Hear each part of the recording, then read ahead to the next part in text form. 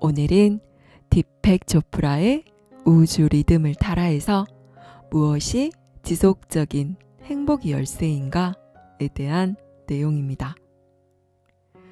우리는 사람들이 우리에게 갖다 붙이는 온갖 이름표들로 우리의 자아상을 창조해내고 있다. 그런 이름표가 없을 때 우리는 자유로운 영혼이요 우주의 자유로운 흐름이 된다. 이름표가 붙는 순간 선 또는 악이, 따라서 자아상 또는 에고가 내적 자아의 그늘을 들이우기 시작한다. 에고의 세계는 시간에 묶여 있다. 일시적이고 부분적이고 두려움에 차 있고 개별적이고 자기중심적이고 자기한테 몰입하고 그리고 제가 아는 것에 집착한다. 그것은 쾌락에 매달리고 고통에 진저리 친다. 영의 세계에는 시간이란 관념이 없다. 그것은 영원하고 전체적이고 과거와 미래로부터 자유롭고 기쁨에 차 있고 열려 있고 모든 것을 받아들인다. 영의 세계는 어울림, 통찰, 사랑으로 이루어지는 세계이다. 이 세계가 나뉘지 않고 흔들리지 않고 역동적이고 창조적이고 스스로 만족하고 힘있고 모든 한계와 기대와 집착에서 자유로운 진짜 세계이다. 영의 세계가 모든 힘의 근원이다. 힘의 다른 근원이 아직 없었고 앞으로도 없을 것이다. 세상에서 힘으로 통하는 것은 남을 조종하고 통제하는, 그래서 폭력과 고통을 자초하는 진짜 두려움이다. 새로 창조하는 힘, 변형시키는 힘, 사랑하는 힘, 치유하는 힘, 자유롭게 해주는 힘이 진정한 힘이다. 우리의 가장 깊은 자아, 참으로 존재하는 자아와의 연결에서 이 힘이 나온다. 진실로 힘있는 사람들이 대상에 의존하지 않고 자기에 의존하는 까닭이 여기에 있다. 이 두 개념은 좀 더 설명이 필요하다. 대상에 의존함은 스스로 만든 자아상이나 경험의 대상에 자기를 일치시킨다는 뜻이다. 우리가 처한 상황이나 처지, 만나는 사람, 사물이 모두 대상일 수 있는데 그것들로 자기 정체를 규정하는 것은 대상에 따라서 자기가 누구인 줄로 이해하는 것이다. 대상에 의존하는 사람은 남들의 눈을 통해서 자기를 평가하고 이해하고 판단한다. 그런 사람은 조건에 맞추어 생각하고 조건에 맞추어 반응하는 특성을 지닌다. 사회가 만든 조건들의 체면에 걸린 상태로 살아간다는 얘기다. 대상에 의존하는 삶의 첫 번째 특징은 피곤함이다. 왜 그럴까? 상대하는 것들에 자기 힘을 모두 쏟아야 하기 때문이다. 결국 그것은 우리 몸을 불편하게 하고 심하면 병들게까지 한다. 대상에 의존하는 삶은 불행의 근본 원인이다. 베다의 가르침에 따르면 행복한 삶이 건강의 가장 중요한 요소이다. 대상에 의존하는 삶이 어떤 것인지를 보여주는 흥미로운 인도 우화가 있다. 평생을 값진 물건 2가지로 살아가는 사람이 있었다. 하나는 외아들이고 다른 하나는 조랑말이었다. 그에게는 그 둘이 유일한 현실이었다. 그런데 어느 날 조랑말이 사라졌다. 그는 현실의 반이 사라졌기에 어찌할 바를 몰랐다. 사라진 조랑말 때문에 낙심천만으로 절망에 빠져 있는데 그때 조랑말이 예쁜 암마를 데리고 나타났다. 깊은 절망이 순식간에 환희의 절정으로 바뀌었다. 이튿날 그의 아들이 앞말을 타다가 떨어져 다리가 부러졌다. 그러자 그는 환희의 절정에서 절망의 골짜기로 떨어졌다.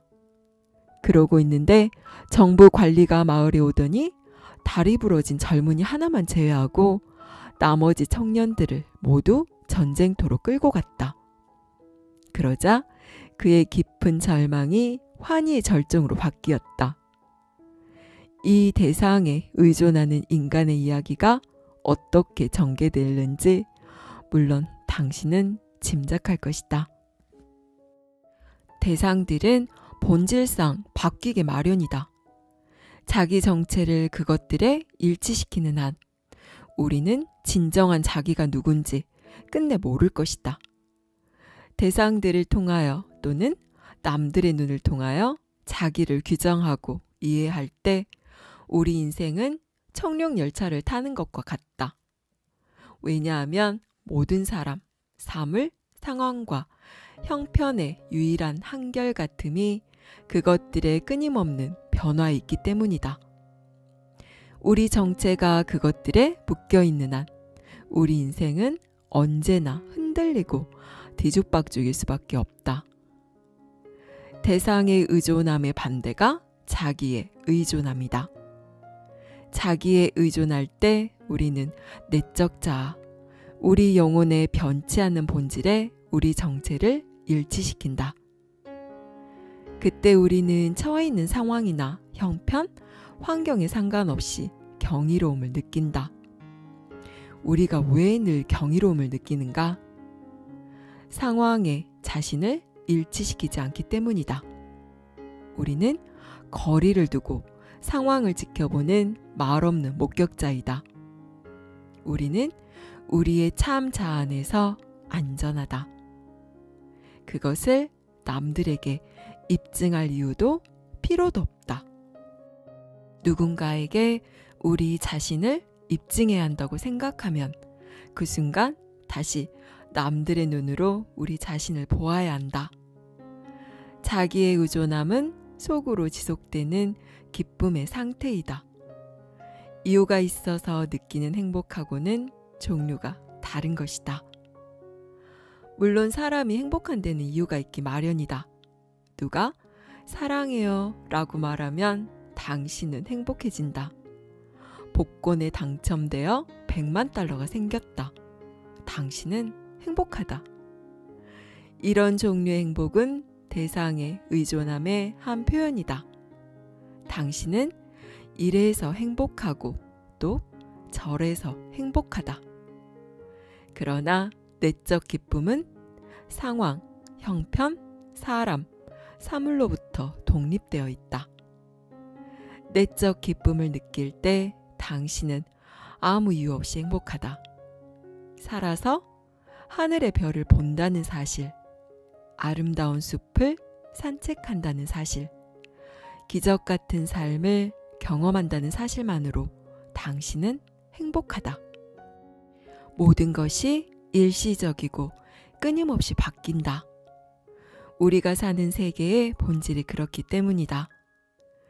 그러나 자기에 의존할 때 당신은 변화에 저항하는 대신 그것들을 즐긴다. 사람들이 나에게 묻는다. 받아들이기 힘든 상황을 어찌할 것인가? 분명 나쁜 일이 일어났는데 어떻게 저항하지 않고 오히려 행복할 수 있단 말인가? 좋다. 당신의 근원으로 돌아가 무엇이 일어나고 있는지 살펴보라. 모든 것이 오고 간다. 당신은 받아들이기 힘든 상황을 굳이 좋게 또는 나쁘게 보아야 할 이유가 없다. 힘든 상황을 언제나 좋게만 보는 것은 아무래도 인위적이다. 안 그런가? 내가 언제 어디서나 모든 것을 좋게만 본다면 무엇보다도 진절머리가 날 것이다. 그리고 그건 지독하게 부자연스럽다. 결국 아무도 내 곁에 있으려 하지 않을 것이다. 힘든 상황을 언제나 나쁘게만 보는 것도 자연스럽지 않기는 마찬가지다. 그러다 보면 모든 것을 부정하고 마침내 지쳐서 나가 떨어질 것이다. 자연스럽게 사는 것이 가장 잘 사는 것이다. 중병에 걸린 환자가 있었다.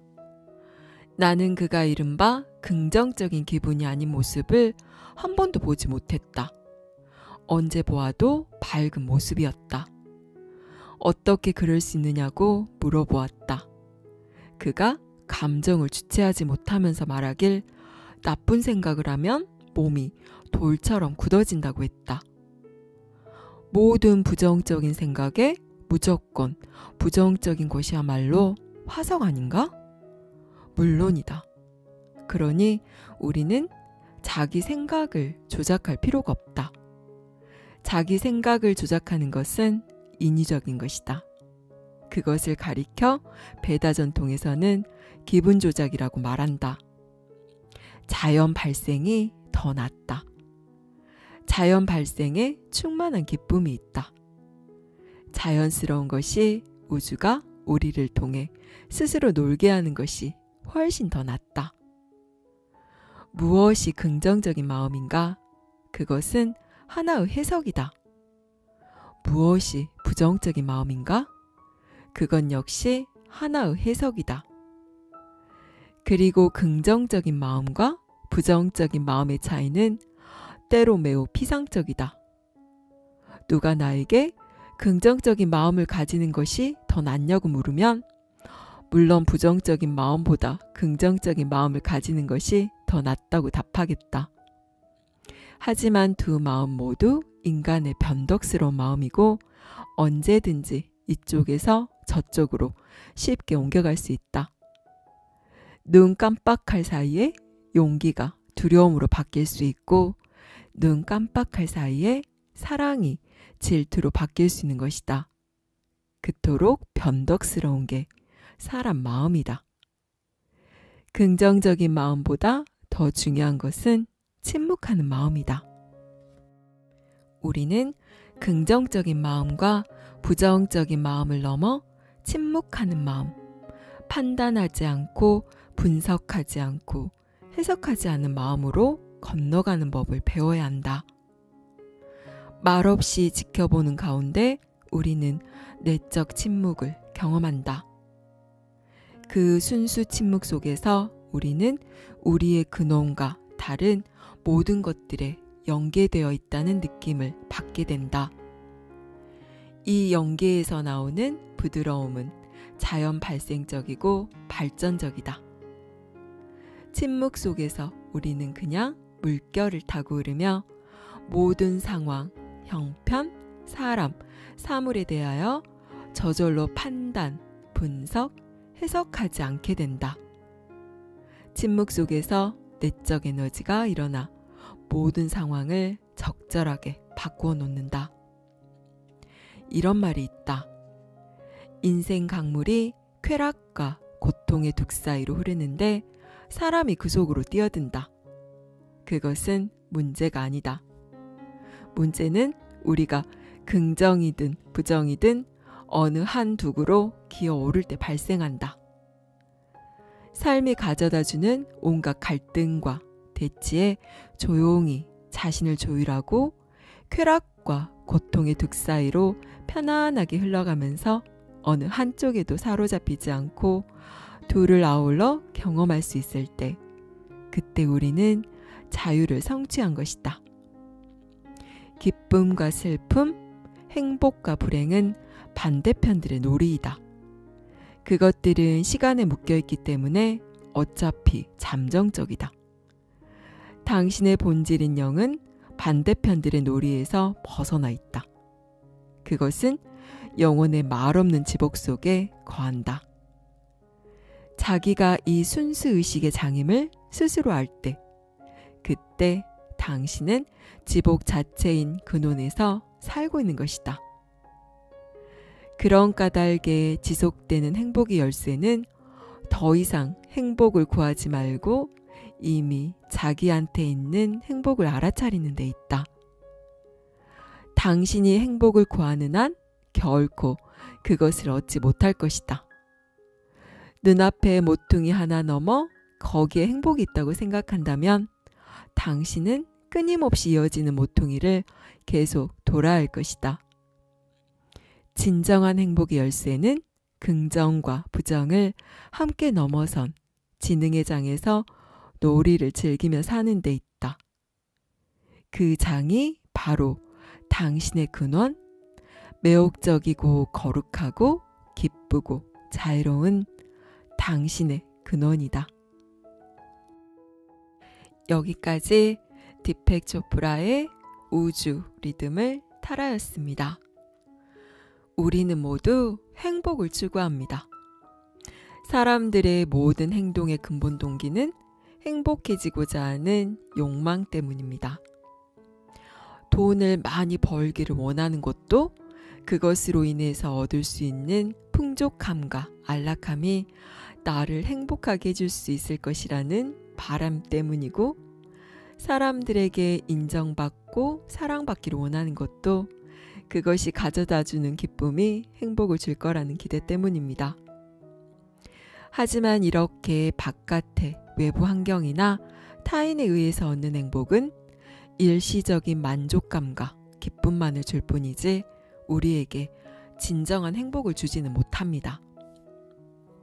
돈을 많이 벌어 내가 원하는 것을 다 산다 하더라도 그 기쁨은 그리 오래가지 못하고 이내 사라져버리며 영원히 채울 수 없는 더 큰 욕망과 갈증만을 불러올 뿐이고, 사람들의 인기와 사랑은 그것이 언제 사라질지 몰라 우리를 전전긍긍하게 만들며 끝없는 불안함과 두려움에 시달리게 만듭니다. 이렇게 나의 행복을 어떤 대상에 의존하게 되면 내 인생의 주도권이 나에게 있는 게 아니라 바깥의 어떤 것에 의지할 수밖에 없는 노예 상태가 됩니다.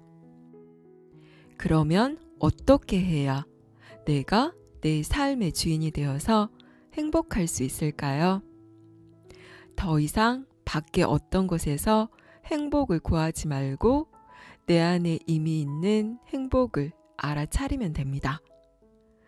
타인과의 끊임없는 비교로 나를 판단 분별하여 정의하는 대신에 지금 이대로의 나 자신을 인정하고 받아들이는 데부터 시작해야 합니다.